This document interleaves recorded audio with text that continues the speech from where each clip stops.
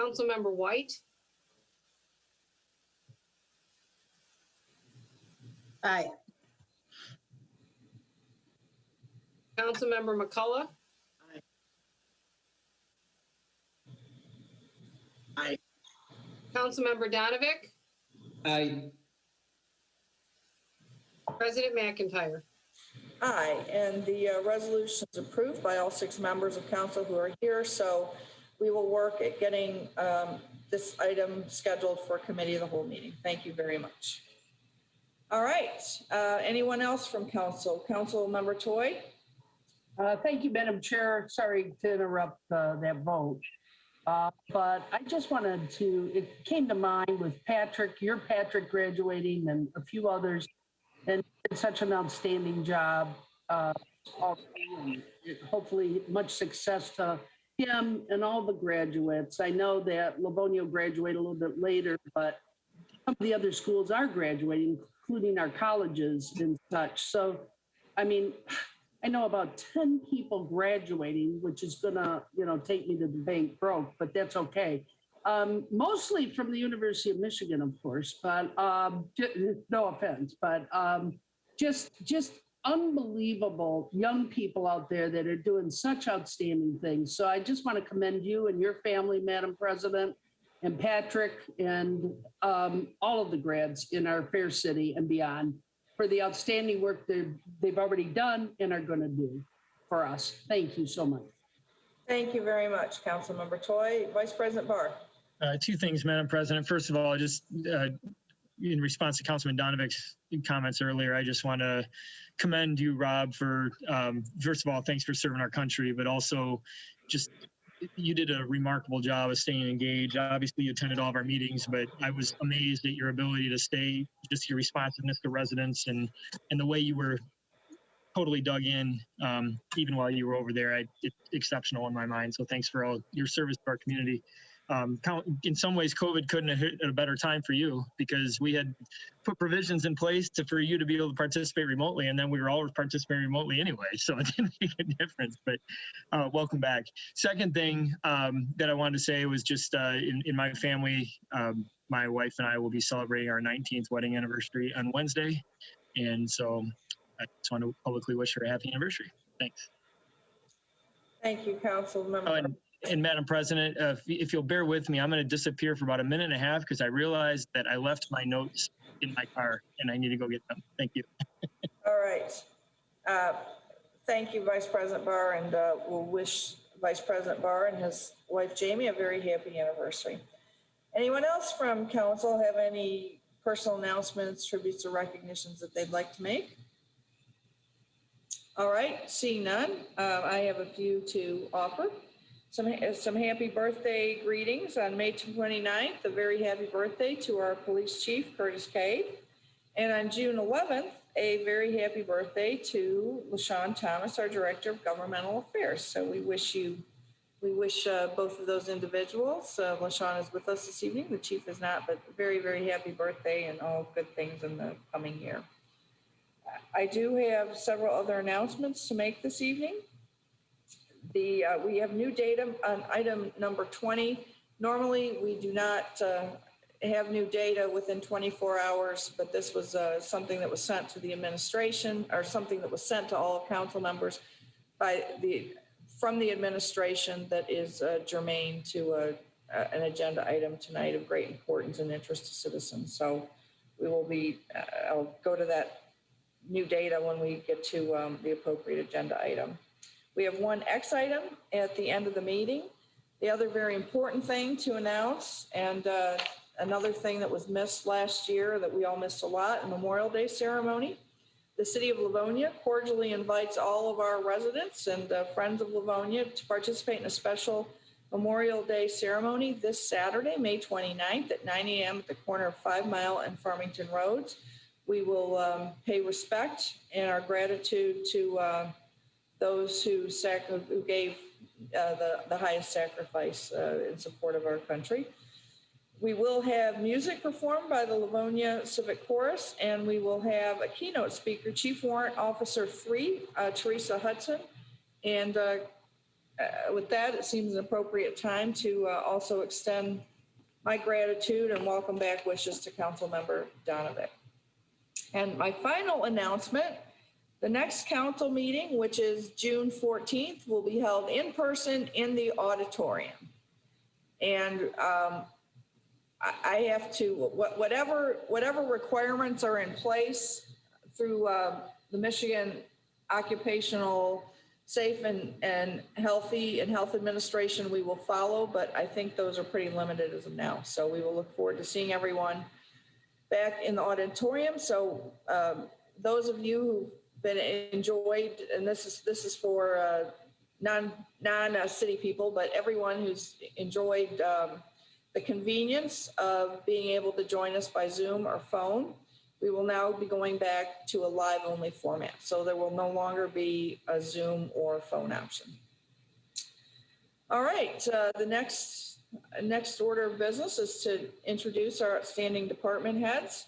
And as always, I start with who shows up on my screen, Ms. LaShawn Thomas, our Director of Governmental Affairs, Mr. Todd Zelinsik, our City Engineer, Mr. Paul Bernier, our City Attorney, Mr. Mark Taramina, our Director of Planning and Economic Development, Casey O'Neill, our Director of Information Services, who when we were initially thought we were going to be getting this going for Rob, Casey made the remote possible for all of us. And let me see who else we have with us. We have Mr. Varga, our Director of Administrative Affairs, Ms. Denise Mayer, our Director of Human Resources, Don Rorath, our Director of Public Works, Doug Moore, our Assistant Director of Public Works, Jacob Rushlau, who has a new title in Department of Public Works that I will get right before the next meeting. And let me see, Linda Scheel, our City Treasurer, Ted Davis, our Director of Parks and Recreation, and I think I skipped over Sarah Kasperitz, the Manager of the Council Office and the Council Business, and also Susan Nash, our City Clerk. So welcome and thank you to all of our department heads for being here this evening. At this time, we go to audience communication. As we always do, we will ask the Council Parliamentarian, the Honorable Kathy White, to please read the rules for audience communication. Thank you, Madam Chair. Members of the public audience at the meeting shall not speak until they are recognized by the chair. Each person recognized by the chair to address the council shall identify himself or herself by name and, if appropriate, group affiliation. A person addressing council on an item on the agenda shall be limited to 2 minutes, unless the period of time is extended by a majority of the council present, and shall be recognized to speak prior to council's consideration of the item. There will be an audience communication section of not more than 30 minutes duration at the beginning of all council regular and study meetings where citizens may address the council. There will also be an audience communication section at the end of all regular and study council meetings where citizens may address council on any matter that is not on the agenda. Citizens who wish to expand upon their remarks will be asked to reduce the matter to writing and submit it to the city clerk, and such item may be placed on a future council study session for further consideration. A person addressing council under the audience communications portion of the agenda will be limited to a total of 3 minutes at each study or regular meeting unless the period of time is extended by a majority of the council present. A citizen may address the council once during audience communication. And if the citizen has addressed the council during the first audience communication period at the beginning of the meeting, the citizen will not be permitted to address the council again during any audience communication period at the end of the meeting. Anyone addressing the council shall make responsible comments. Personal, impertinent, slanderous, or profane remarks are not permitted, and anyone causing a breach of the peace may be removed from the council meeting. Thank you. Thank you very much, Councilmember White. So at this time, we go to the audience. If anyone in the audience would like to communicate with the council on any item not on this evening's agenda, now is an opportunity to do so. So I'm calling once, twice. Final call for audience communication. All right, seeing none, we will proceed with the rest of our agenda. And we go on to reports from the mayor and other city officials, and we do have several this evening. We have a communication from the Department of Finance dated April 29th, 2021, forwarding various financial statements of the city of Livonia for the month ending February 28th, 2021. It is respectfully suggested that item be received and placed on file for the information of the council. Item B is also a communication from the Department of Finance dated April 29th, 2021, forwarding various financial statements for the city of Livonia for the month ending March 31st, 2021. It is respectfully suggested that item be received and placed on file for the information of the council. And with that, we move on to the consent agenda. As you know, as we discuss often what the consent agenda is, this evening it's items 1 through 19. They're listed on the consent agenda and they're voted on as one single item, not because they are any less important than any other items on the agenda, but rather than on our last regular meeting on May 10th, they were deemed not to be controversial in nature. Council? So moved. Moved by Kathy White. I'm sorry, was that McCullough? Toy. Go ahead. Yeah. All right, Madam Clerk, would you please take the vote on the consent agenda? Councilmember Toy, Aye. Vice President Barr, Aye. Councilmember White, Aye. Councilmember McCullough. Aye. Councilmember Donovic, Aye. President McIntyre. Aye, and the consent agenda is approved unanimously by all 6 members of the council here this evening. And I should have, when I asked you to take the vote on the consent agenda, Madam Clerk, I should have been clear that you were taking the vote on the consent agenda. And with that, we move on to the unfinished business portion of our agenda, beginning with item 20, which is a committee of the whole meeting from May 17th, 2021. And because I was not able to be there, unfortunately, I'm going to ask Council Vice President, who chaired that meeting, Council Vice President Scott Barr, who chaired that meeting, if he would give us the readout. And after you, well, let me, Scott, do you prefer, Mr. Vice President, do you prefer that I go to the new data now or at the end of your readout from the meeting? Why don't I do the readout and then I'll pass it back over to you and you can go to the new data. I think that'll make sense. Even though this makes it more difficult for me because give me a second, I'm pulling up the minutes here. Here we go, got them. Thank you, Sarah, for being organized with our packets. Okay, so we had a committee of the whole meeting on Monday, May 17th, last Monday. Typically, these would be chaired by Council President White or McIntyre, but for this one, she had some obligations with her son, and so I was chairing this meeting. Also joining me from council were Jim Jolly, Brandon McCullough, Laura Toy, and Kathy White. From the city, we had City Clerk Susan Nash, Treasurer Linda Scheel, Attorney Paul Bernier, Director of Administrative Services Dave Varga, Director of Governmental Affairs LaShawn Thomas, Director of Public Works Director Don Roroff, Assistant Director of Public Works Doug Moore, City Engineer Todd Zelinzik, Assistant City Engineer Dave Lear, and Forestry Foreman Arisha Flores. We also had a number of residents from the community that joined us, and the meeting convened right on time at 7:00 p.m. The subject matter was a tree removal and replacement during road and sewer repair. It was Councilman Donovic, I believe, that asked for this to go into committee as a result of our discussions in our last regular meeting 2 weeks ago about the road repairs on Blue Skies, specifically over in the Five and Newburgh area. So in that meeting, we had a discussion regarding the assessment of the trees to be removed.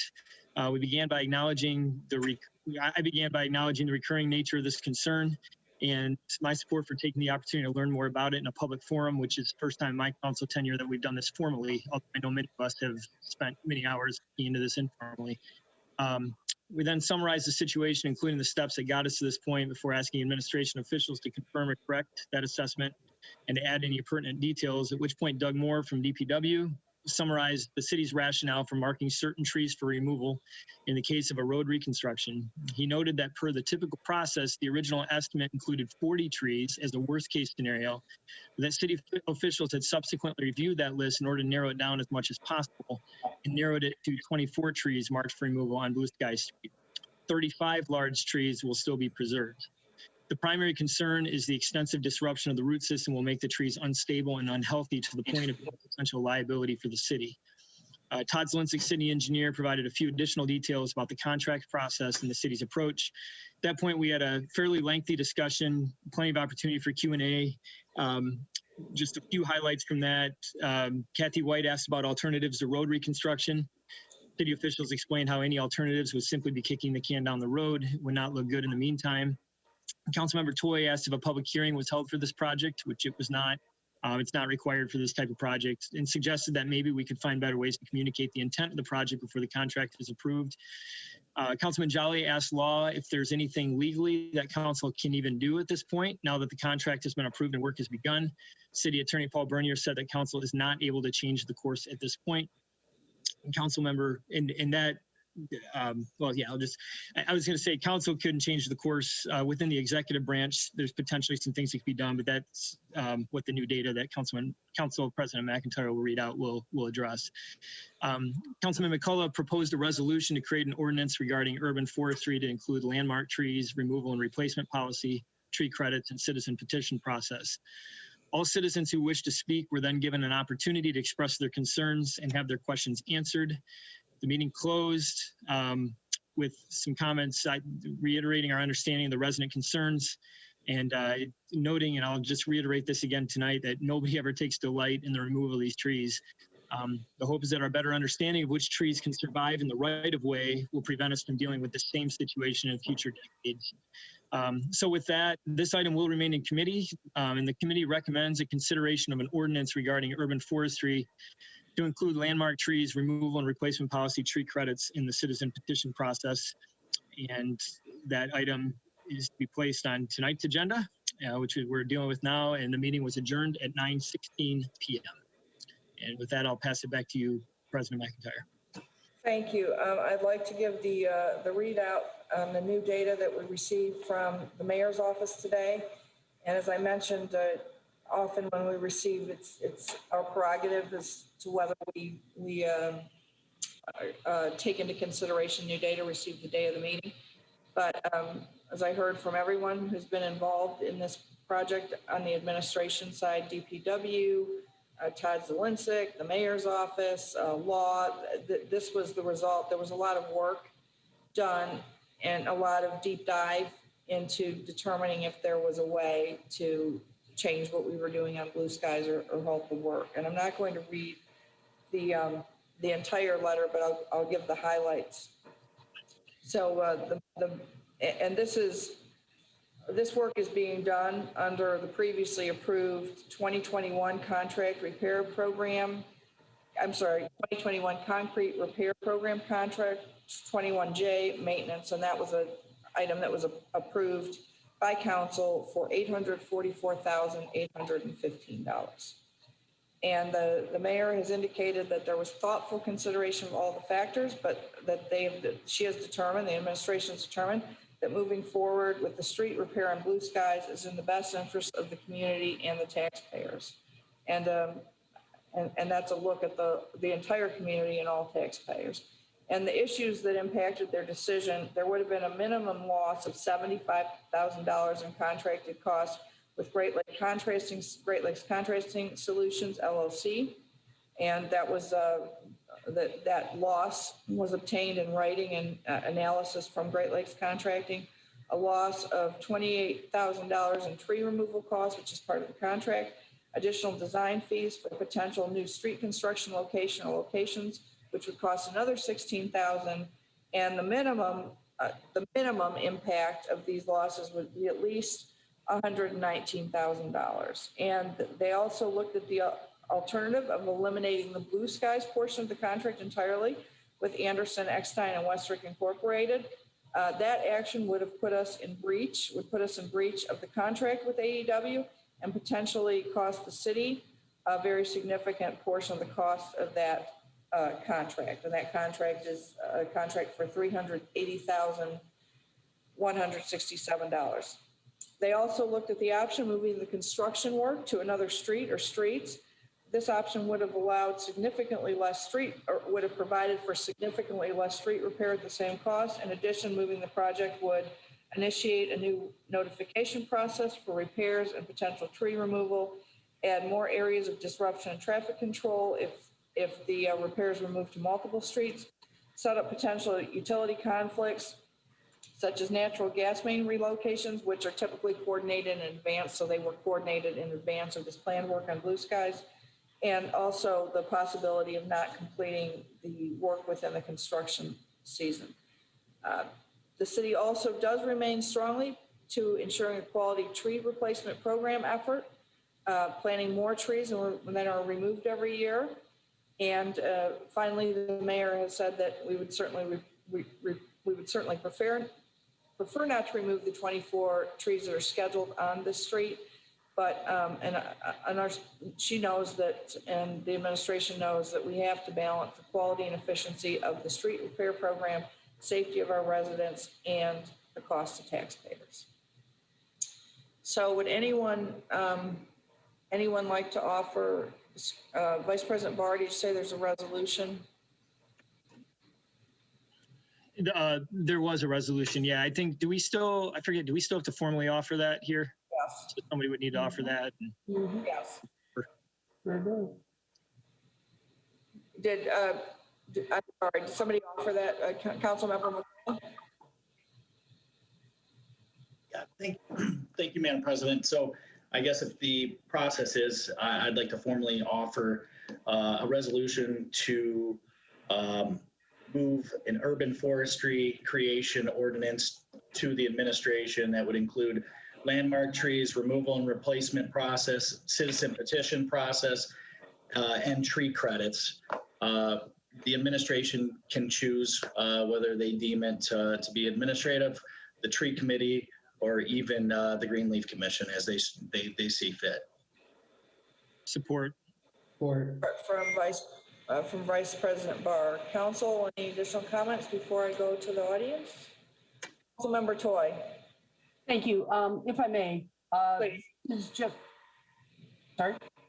I said please. Oh, thank you. No, these three items that Councilman is suggesting are the three items that we're considering on this vote, then correct, under urban forestry? Yes, it would refer this item to the administration for consideration of an ordinance regarding urban forestry to include landmark trees, removal and replacement policy, tree credits, and citizen petition process. Thank you. And that would also include processes that will better explain to the resident what's what when it comes to these trees, because this is at least the third time since I've sat on this council that we've had issues with trees in neighborhoods. And that's what I was after in that committee of the whole, to learn about a process, what we were going to do to better communicate with our residents. It wasn't about money. It wasn't about how the trees are or how this one is. It was about the process of how you go about communicating with residents, because it seems to me the last couple times people are alerted. They're panicked about what's going on. So something is not connecting, and whether it's us, them, all of us, or whatever, that's my concern, Madam Chair, and it has been for a long time. And I thought we were going to clarify that. So I applaud Councilman McCullough, because perhaps this will help in the long run. I would hope so, because I don't want to go through this again. I really don't. And there's no reason to go through it again for any of our department heads or us or the resident or anyone else. I don't mean to take off on this, but honestly, I thought we were going to have some kind of process and be proactive and not reactive. And it troubles me that we have not been able to do that on this subject matter, regardless of the money, regardless of the timing. I know that's important, but it's also important to me, the communication and how we look out there. And right now, I don't think we look that great. Thank you. Thank you, Councilmember Toy. Next, I'll go to Councilmember Donovic and then to Councilmember McCullough. Thank you, Madam President. Unfortunately, I wasn't able to make the committee of the whole meeting. I was doing some traveling for work, but I was looking over the minutes, and I support Councilman McCullough's resolution, referring it, because ultimately I understand there's a difficult balance, trying to make sure we take care of our city-owned roads, which are some of the nicest in the state, and I really hold that in high regard. I mean, that's one of the reasons why people come to Livonia, is they know their neighborhood roads are taken care of. And I think our engineering department and our department heads do a great job trying to prioritize our roads and making sure they're well taken care of. However, at the same time, what are we gaining if we're tearing down a bunch of trees at the same time? I understand the reality when you're doing construction, there's going to be effects of that we don't like. For instance, tearing down trees, ripping up grass, tearing down mailboxes. It's just the unfortunate reality. But if we can really make it difficult for that to happen, or really exhaust every single effort before we do something like tearing down trees, I think that's the best for the city moving forward. Hats off to our road construction crews, our department heads that work really hard, because at the end of the day, I think everyone in the city of Livonia doesn't want to tear down trees. We're known as a tree city. You drive down my street on Garvette, there's trees. You drive down every street almost in the city, there's trees. So I know ultimately nobody wants to tear down trees, like Mr. Vice President Barr said. But if we can really make a strict protocol, one that happens, I think it'll best serve us as a city and also the residents that really enjoy the trees and even the environmental, positive environmental effects it has. Thank you, Madam President. Thank you, Councilmember Donovic. Councilmember McCullough. Thank you, Madam President. Just to kind of touch base, one, I want to thank, I won't go through all the residents. I know we have a lot of residents that have reached out, and really have kind of taken the bull by its horns and very passionate to try to find different options and processes. So I applaud you. You know who you are. And for all the people that did sign the petition, we see that that work did not go unnoticed.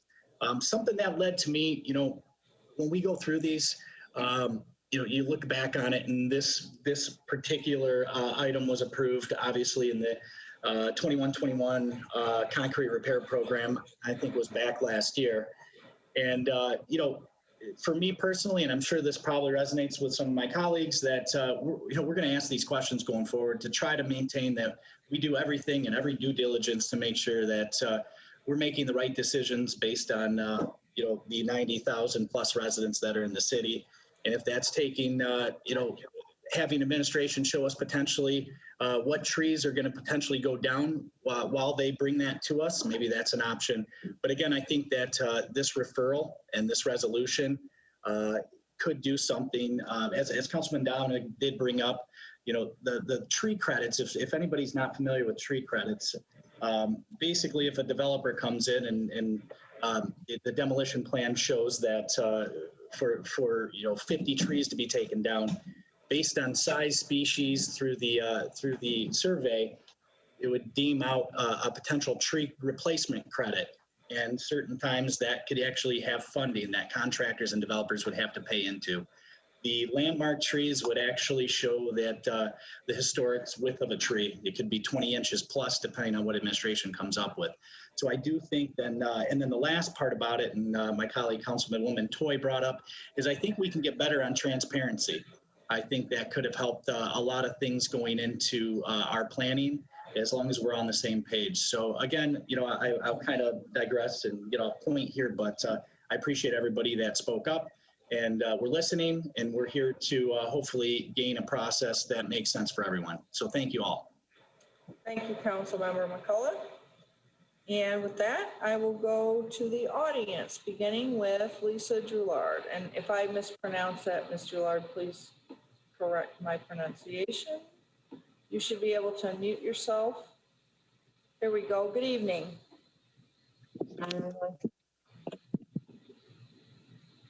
We're having a difficult time hearing you. I'm sorry.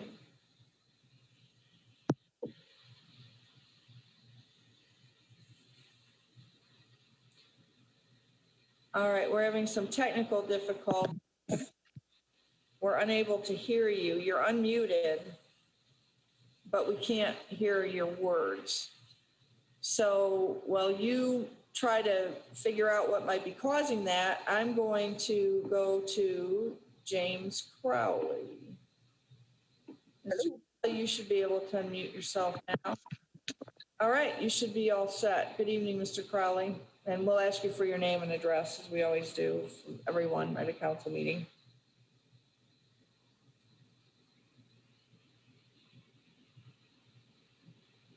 All right, now we're not able to hear James Crowley.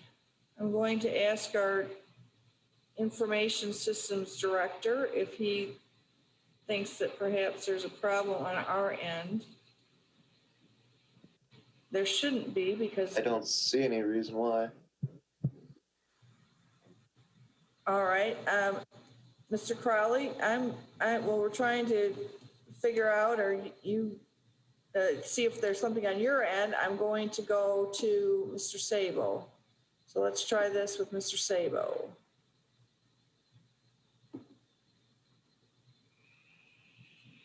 All right, can you hear me? We can hear you. Okay, so it's not on our side. And I will, of course, go back to Lisa Drouillard and Mr. Crowley. Yes, good evening. Hi, Brent Sabo, 14587 Blue Sky Street. There's just one point I'd like to make. This is in reference to the road millage that is paying for the trees to be cut down on Blue Sky Street. Livonia residents approved this 10-year millage in the August 2012 election, so this is the 9th year of that millage. Yep. And I checked out this millage today, and it states to pay for road and sidewalk replacement as well as tree maintenance in the city. So then I looked up the definition of maintenance. The definition of maintain, I should say the definition of maintenance is to be maintained. And maintain means to keep in existence or continuance. So I'm not sure how cutting down a tree is keeping it in existence or continuance, as the wording on the millage states. So I think that ultimately Livonia voters, they did approve road repairs, but I don't think they approved the mass destruction of trees throughout their city.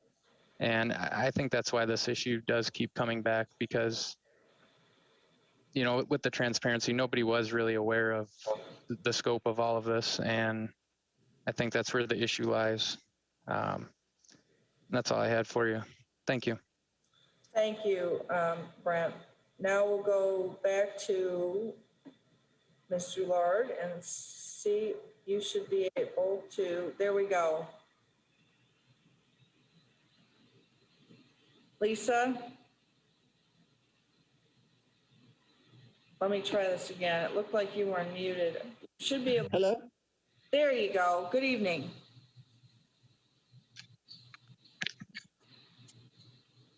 What I wanted to say is that I'm at 9312 Harrison, Okay.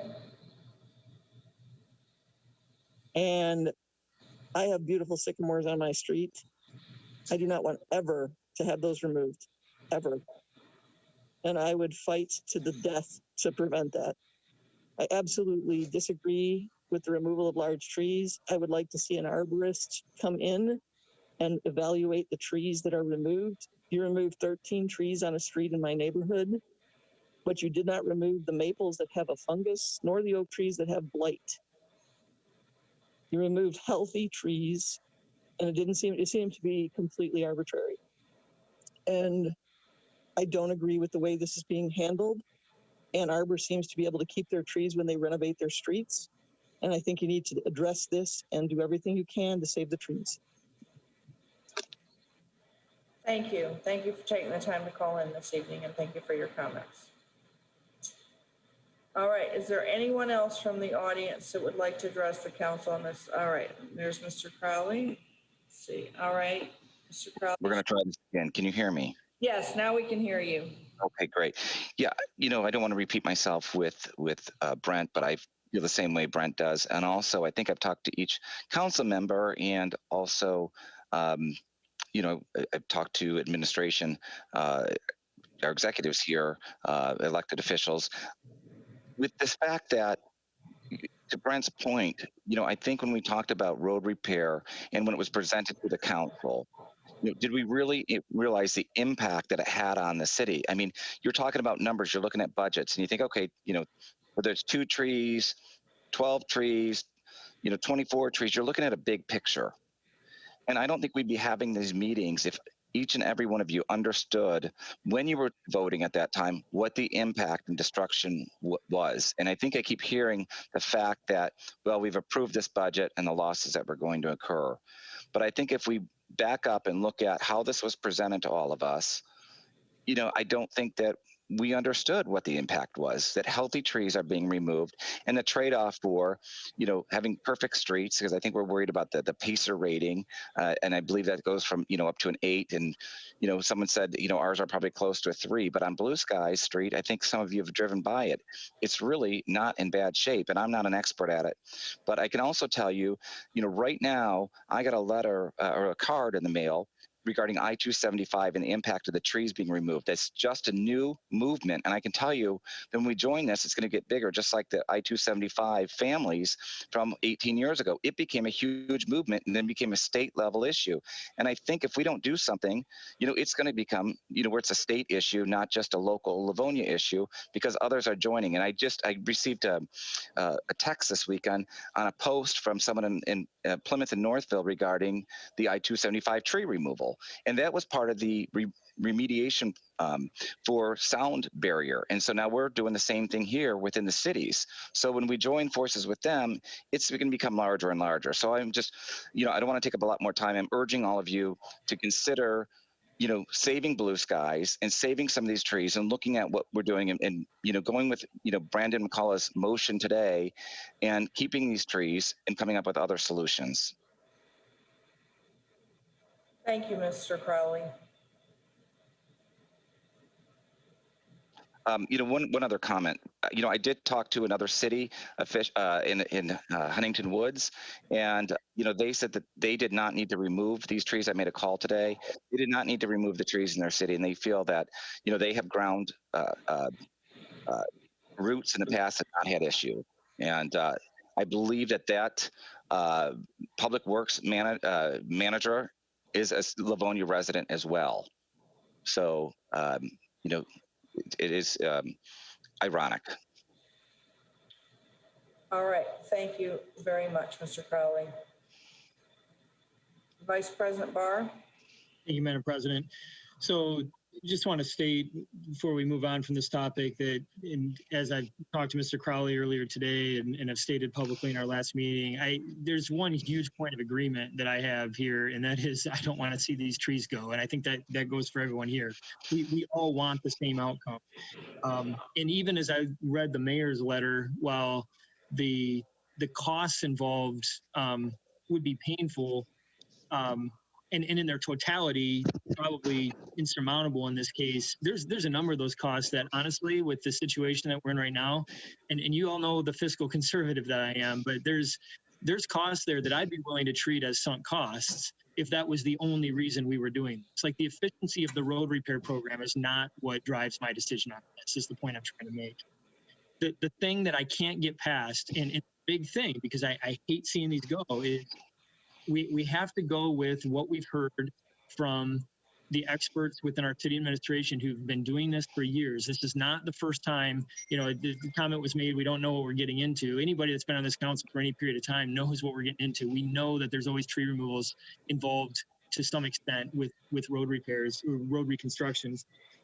We have had certified arborists look at these trees, and based on the information that has been provided to us, there's a significant liability that the city is taking on if we were not to take out the trees that have been identified to be taken out. And I can't live with that if something were to happen as a result of us not listening to that advice. I was pleased when the morning after our last committee meeting, I drove Blue Skies for at least the third time in the last couple weeks.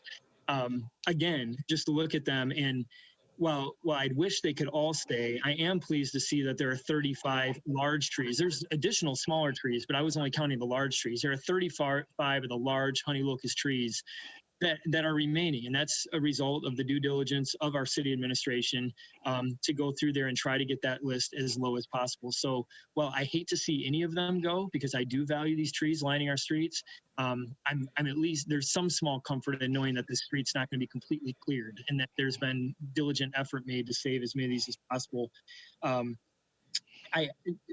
Two other points, just, we have encountered this in the past, and nobody's ever happy to see their trees go. I will say that I'm not an arborist. I'm just a, average Joe resident here when it comes to judging these trees. I will say when driving Blue Skies, this is the first time that I've driven a street and it's been very apparent to me right away what our DPW is talking about with the size of these trees right away. We've got some other neighborhoods in the past that struggled more. This one, it seems very clear to me that these trees were too large. Madam President, I think you need to mute the audience for a moment. Okay, there we go. These when they were, while they look great, while we love the big size of the trees, they were just simply too big when they were first planted. And this is the smallest of comforts, to the point that I probably shouldn't even mention it because it's bittersweet, I guess. But, we had the woman at the committee the whole meeting who told us, if I recall correctly, she said she lived in that house for 57 years. It was something like that. And she remembered when these trees were twigs or sticks. And, she's watched this street grow from a new street to what we have today. And if we do, now that we have a better idea of what we're doing and right sizing the trees for these right of ways, my trust is that people that are young on that street today, decades from now, are going to be calling into a council meeting saying that I was there when these were twigs, and we're not going to be taking them down because we're doing it right this time. So I'm glad we're saving as many as we can. And I'm interested to see what the administration comes up with for us to review as a result of what Councilman McCullough has asked for. But I understand also why the administration is recommending to move forward with this. Thanks. Thank you, Vice President Barr. Would anyone else like to speak on this issue before we take the vote on the resolution offered by Councilmember McCullough to refer the item to administration for consideration of an ordinance covering these numerous tree-related issues, urban forestry, landmark trees, removal and replacement, property policy, tree credits, which Councilmember McCullough explained to us. Thank you for that. That was helpful, reminded me about it and the citizen petition process. All right, Madam Clerk, would you please go ahead and take the vote on Councilmember McCullough's resolution? Councilmember Toy, Aye. Vice President Barr, Aye. Councilmember White, Aye. Councilmember McCullough. Aye.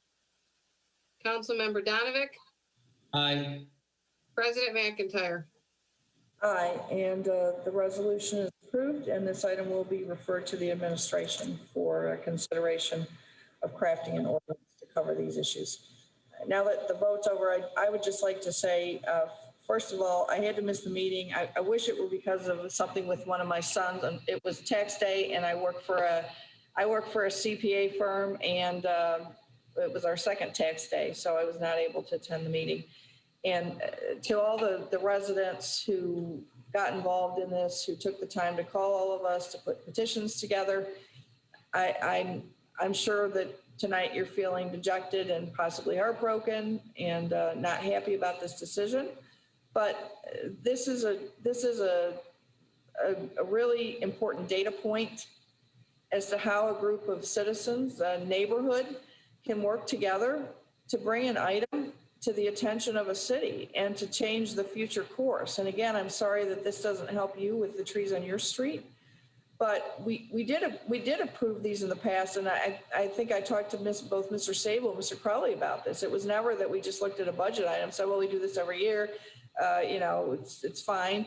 When we do the budget approval process, we generally look at things from a budget perspective. But if it's an issue that we know needs additional attention, or sometimes it's expenditures that we no longer think we have to make, and we become aware of those, then during our budgeting process, it really is before it comes to council, it informs the departments and the mayor's office as to how to allocate funds to address issues. So the work that you have done has been extremely important. I've certainly learned a lot. And it's changing our path forward with respect to trees and roads. And, you know, the people that make comments, and I understand when you have, I think, was it Huntington Woods, and the director lives in Livonia, what Ann Arbor is able to do. Every city is different. Tax rates are different. Everything is different. Street construction is different. So I would hope that you would understand that Livonia is always looking for best practices, and we spend a lot of time looking for best practices with everything, road repair, trees, with other communities. But what works in one community may not work here. But I think we've heard a lot of great suggestions, and we will be moving forward with this resolution. So thank you to everyone who took the time and called. And, you know, even if you're not happy with us at the end, all of us appreciate those phone calls and the petitions and the engagement of our citizens. So thank you.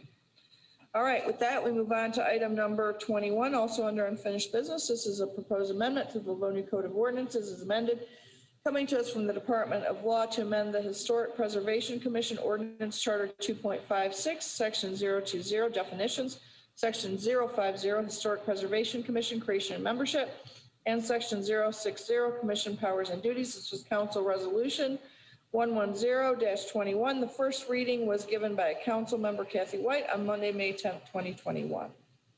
Madam Chair, I will offer second reading. All right, is there any discussion by the council? Any discussion by anyone in the audience? Seeing none, Madam Clerk, would you please take the roll call vote on this? Councilmember Toy, Aye. Vice President Barr, Aye. Councilmember White, Aye. Councilmember McCullough.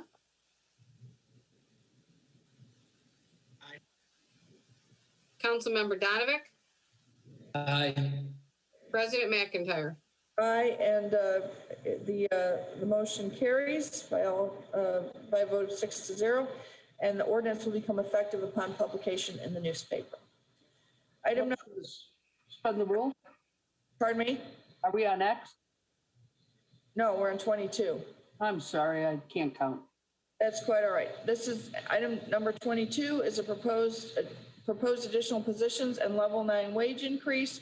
So this came to us from the Civil Service Department, approving the addition of several positions to various parks and recreation classification levels and the wage increase for level 9 starting pay. Council. So moved, Madam Chair. You have support? Support. Councilmember McCullough. Discussion, council? Would anyone from the audience like to comment on this? Madam President, Vice President Barr. I just should probably say something. I'm the reason this wasn't on consent. I'd asked it to be on regular. I had a few additional questions, was able to meet with Superintendent Ted Davis and got the questions answered to my satisfaction. So thanks. Thank you. Calling once again for anyone in the audience who'd like to comment on this agenda item, seeing none.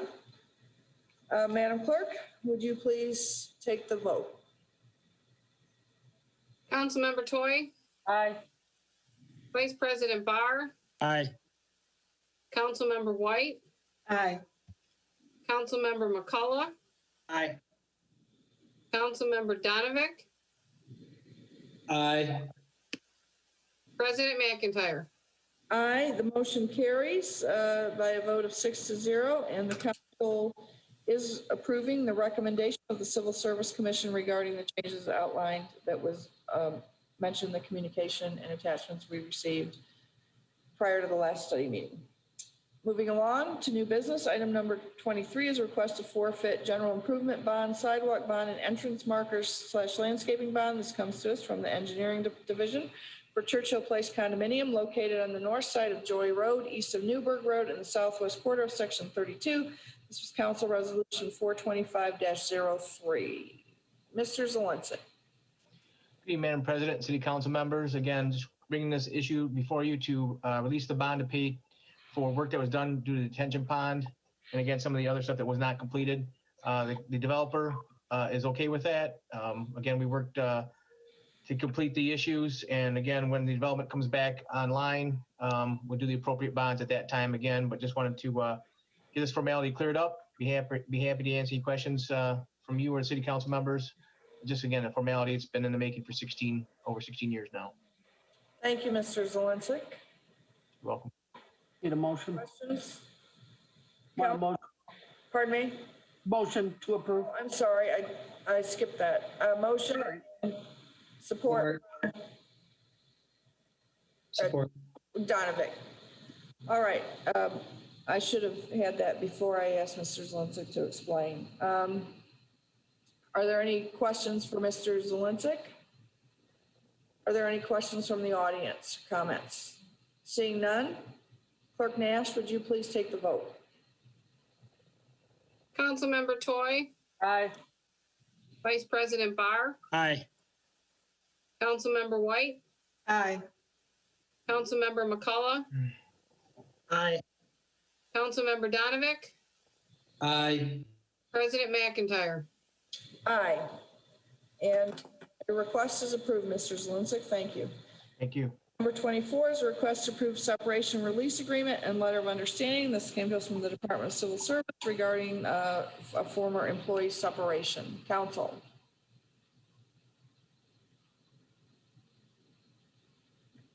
I'll move to approve. Support from Councilmember Toy. Any discussion? Any discussion from anyone in the audience?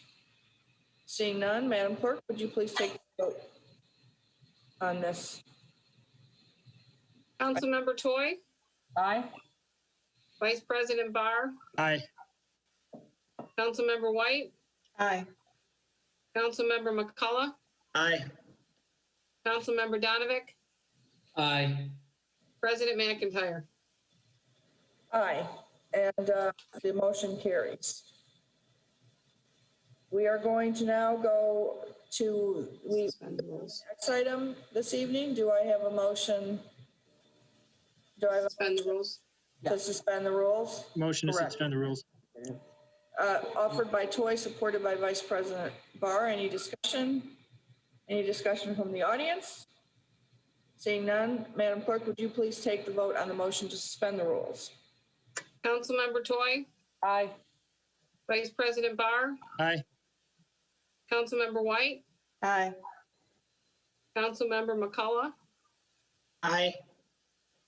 Councilmember Donovic, Aye. President McIntyre.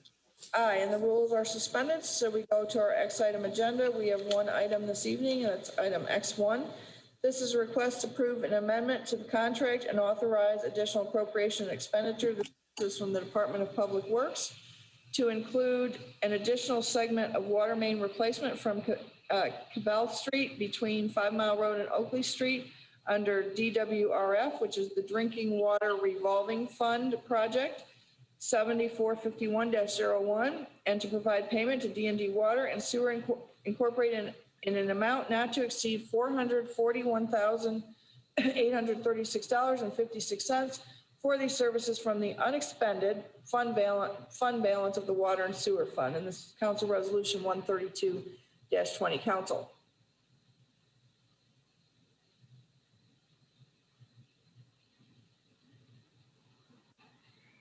Madam President, I'll move approval. Support. Support. Support from Councilmember Donovan.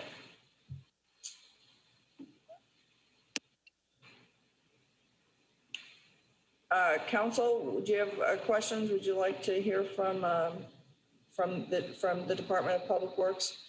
All right, let me see which one.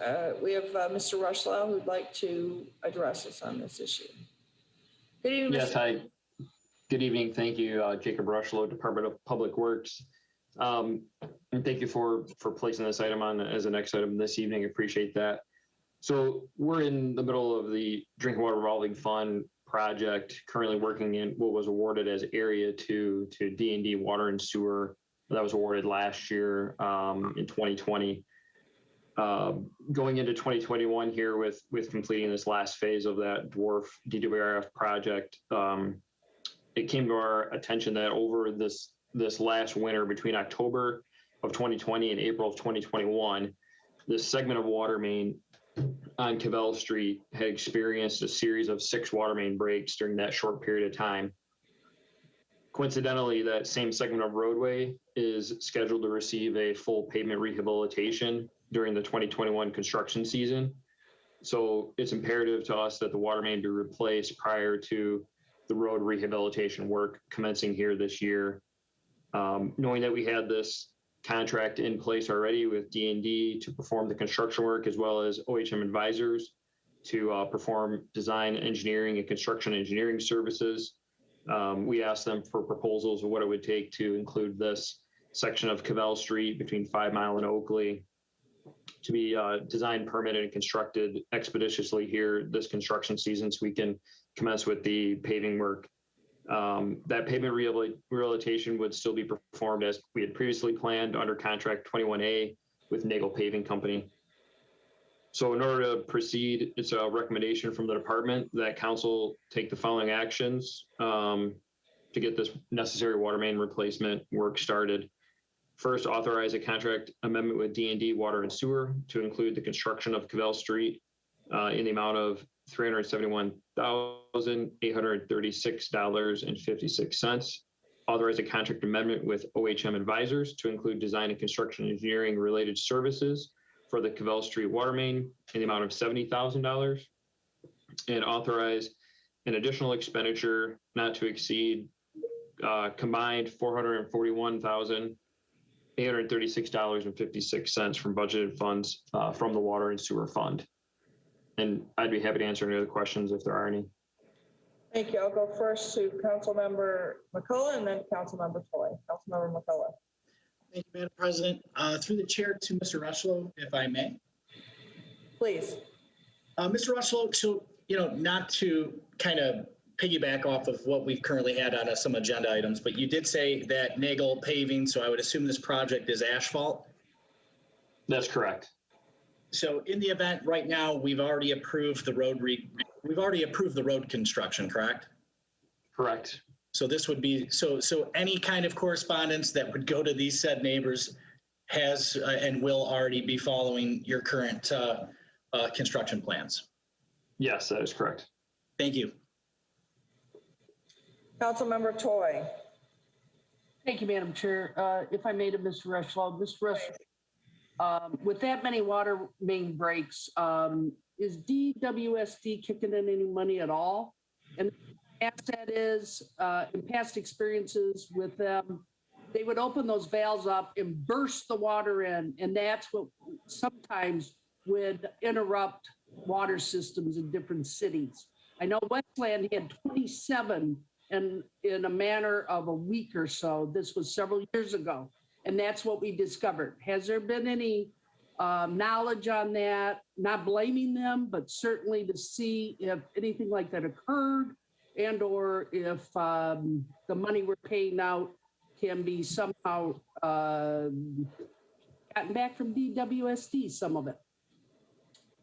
Yeah, really good question, Councilmember Toy. So in this area, I guess first, we do look at any water main breaks that occur, especially if there's a series or a rash of water main breaks in one certain area of the city. We always check our pressures and flows that are incoming from the Great Lakes Water Authority system to make sure there wasn't some large spike from their booster pump station or something that sent a huge surge of water hammer into our system, which, as you indicated, does unfortunately sometimes happen when there's a malfunction on their side. In this case, it was really just isolated to this street. We know, talking to our water operations team that did the water main break repairs, that they did really note that this is a very deteriorated pipe. It's an old cast iron main. The street adjacent to this that runs north and south, also just south of 5 Mile there, Arcola, was replaced about 5 years ago and had similar conditions. It looks like it's this one's turn for replacement this time, and just needs to be done based on age and deterioration. Thank you so much. That's very interesting because there's a lot of infrastructure issues, I'm sure, that we're facing and others are facing, and really appreciate your knowledge on that, Mr. Rushlow, and your indulgence on it as well. Thank you very much, Madam Chair, as well. Thank you. Councilmember Donovan. Thank you, Madam President. For Mr. Rushlow through the chair. Mr. Rushlow, recently a resident had asked me a question, and I just figured this would be the time to ask you. In different project over at Inkster and Plymouth Road, Inkster and Schoolcraft Road, all of the road construction, the pipes and whatnot underneath the ground. With the rising costs in material, are we seeing an increased cost, for instance, in this particular project because of just things getting more expensive? Yeah, really good question. Again, from the council, thank you for that. So in this case, because we have an existing contract that was awarded to D&D Water and Sewer, we had a discussion with them, looking at the scope of what this would include, as well as the construction method for installation, which would be by horizontal directional drill. And because they're already working in the city and they can readily and quickly obtain the pipe needed for this project, they were able to hold their current contract prices that were bid out in 2020. So for this particular project, there will not be an increase in the cost of what we would normally see for pipe or construction. Well, if you don't mind with that question, do we anticipate other contracts we have with them increasing because of that? No increases currently to any contracts that we have in place. Of course, when we go back out, like we're looking at, doing another phase of the DWRF project that's currently in design that will be built next year. That will be bid out publicly as this project was, that was bid out in 2020, and we'll, see where those prices will fall. Over the industry, we are seeing for sure an increase in material costs, labor costs, equipment costs, fuel, those types of things, operating equipment. So we do anticipate that there will be some escalation of costs going into next construction season when we get those new contracts in place. Thank you, Mr. Rushlow. You're welcome. Anyone else? Anyone from the audience? All right, Madam Clerk, would you please take the vote on the motion that was offered to amend the contract and authorize the additional appropriation expenditure? Councilmember Toy, Aye. Vice President Barr, Councilmember White, Aye. Councilmember McCullough, Councilmember Donovan, Aye. President McIntyre.